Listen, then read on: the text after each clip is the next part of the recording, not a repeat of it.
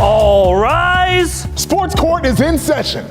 Welcome to another edition of Sports Court. The NBA Finals are in full swing, and you will notice that the Pistons are nowhere near the NBA's marquee event. They just hired their new head coach, Monty Williams, formerly of the Phoenix Suns, and they gave him more than $70 million and a 6-year contract. That makes him the highest paid coach in the NBA. Did the Pistons overpay to get Monty Williams? If that's your guy, you got to do what it takes to land him. I know a lot of people look at that number and go, oh my goodness, that's so much money. First of all, the owner is a billionaire. He's not hurt. That's his money, not ours. He's fine. Second of all, if that's the amount of money it took you to land the guy that was at the top of your list, then you got to get it. I say it's money well spent to get a coach like Monty Williams. It's way too much money. You talk a coach like Monty Williams, a coach who's never won an NBA championship. He's been to just one NBA Finals, and he lost. I love Monty Williams. I think he's a great coach. I think he's a great guy. I think he's got some great personal connections to some members of the team. It's way too much money for a guy who's never won. You look at the four guys behind him in salary. Greg Popovich, who's won 5 NBA championships. Steve Kerr's won 4. Eric Spoelstra's won a few, and so has Rick Carlisle. They've all won. He's never won. They offered him a contract before, and he didn't accept until they made him the highest paid coach in NBA history.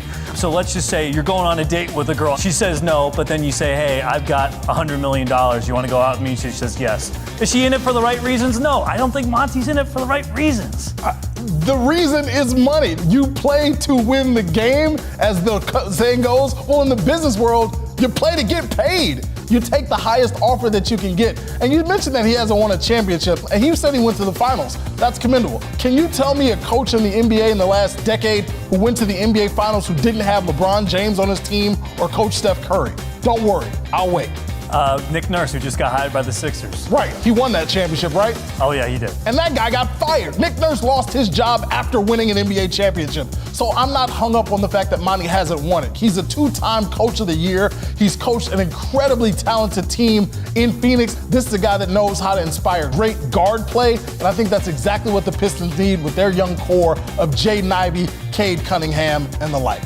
The part that might make it interesting, Devin Booker is a huge fan of Monty Williams, so maybe the Grand Rapids native is playing in the mittens sometime soon. Yet another reason that you can possibly entice an all-NBA type talent to come back to his home state of Michigan.